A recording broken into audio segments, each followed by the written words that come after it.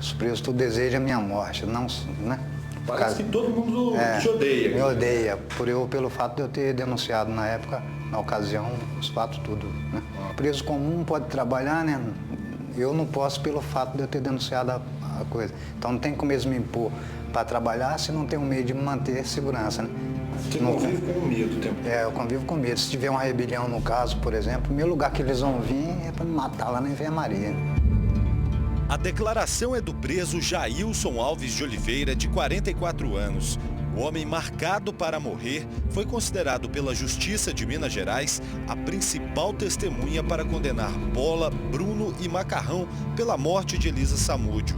Jailson cumpre pena de 35 anos e 7 meses por latrocínio, roubo seguido de morte. Antes de ir parar atrás das grades, o pedreiro era uma espécie de informante da polícia.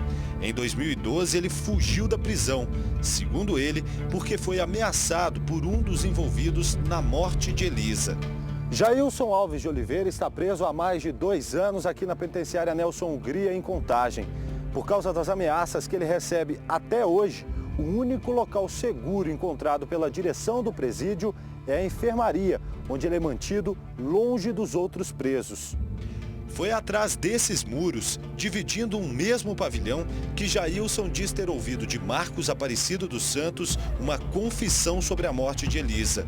Uma convivência de quase 1 ano, que ele vai revelar agora nesta entrevista exclusiva à TV Alterosa. Eu morava na cela 17, ele na cela 15. Só que o pavilhão H é um antigo hospital. Então lá não tem grades. Lá é porta de madeira, na ocasião, na época, era porta de madeira. E todas as portas eram abertas, cada um tinha a sua chave. Então não era tranca. Você pode consultar até aqui a direção que eles vão te informar. Não tinha tranca, era aberto. Então esse Bola, quando ele veio e não tinha nem cela para ele ficar. Ele morava no fim do corredor, no final do corredor do pavilhão H, né? E num colchão no chão. Quando estava passando no jornal o caso sobre a Elisa e tudo, ele ia para minha cela e pedia para ficar vendo na TV.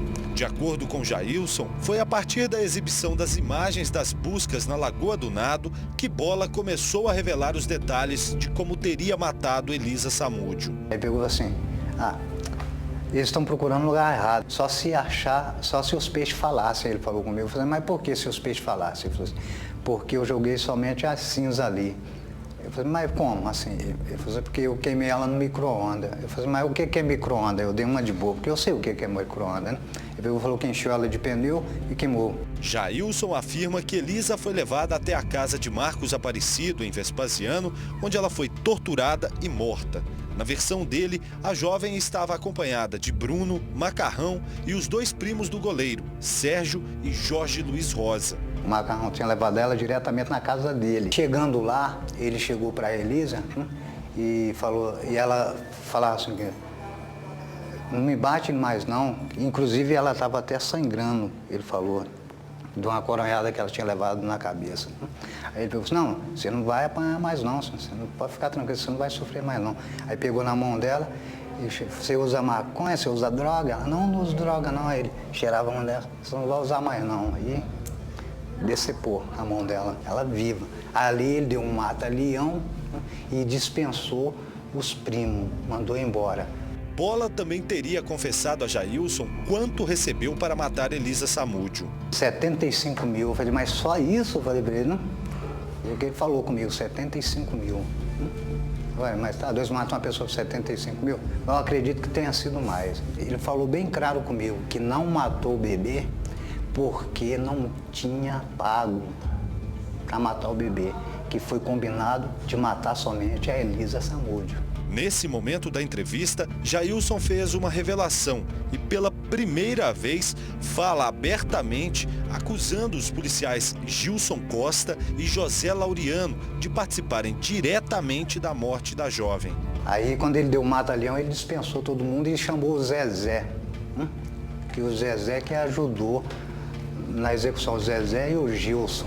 Então esses 2 policiais esses que até 2 hoje policiais estão sendo investigados, isso, têm participação nesse crime? Tem, e foi esses mesmos que me ameaçou desde lá para cá. Segundo que ele me informou que ele tinha levado ela por GRE, lá onde ele fazia o treinamento pessoal lá, e lá que foi feito a queima lá nos pneus.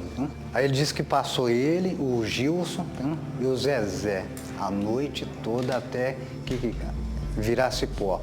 E que no dia seguinte juntaram e levaram assim e jogaram na Lagoa de Esmeralda, onde ele disse que só seus peixes falassem. O preso também revelou que Bola costumava falar com prazer sobre as mortes que ele teria cometido. Ele ficava brincando com todo mundo ali, tem um campo aqui, a gente saía para jogar bola, aí tem um monte que fica sentado lá esperando acabar o tempo, né, para entrar no lugar, né?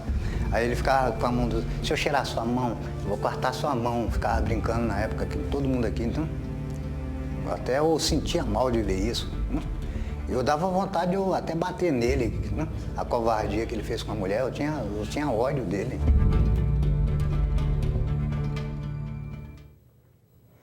O Jornal da Alterosa tenta fazer contato e ouvir os policiais Gilson e Zezé sobre essa acusação, até agora sem sucesso, mas eles ainda são investigados em um inquérito da Delegacia de Homicídios por envolvimento na morte de Elisa Samúdio. E não foram a júri porque a Polícia Civil diz não ter provas suficientes contra eles. Amanhã você vai ver outras revelações de Jailson Alves de Oliveira, inclusive sobre o tal plano para matar a juíza, o promotor e advogados do caso Bruno. Jailson também falou sobre o assassinato do primo de Bruno há 2 anos. Sérgio Rosa Salles foi réu, confesso, e testemunha de acusação dos outros envolvidos na morte de Elisa Samúdio. Nesse domingo, parentes e amigos dele fizeram uma homenagem ao primo do goleiro. Eles acreditam que Sérgio não foi morto em um crime passional, como apontaram as investigações da polícia. Antes de começar a partida, os jogadores fizeram 1 minuto de silêncio em homenagem a Sérgio.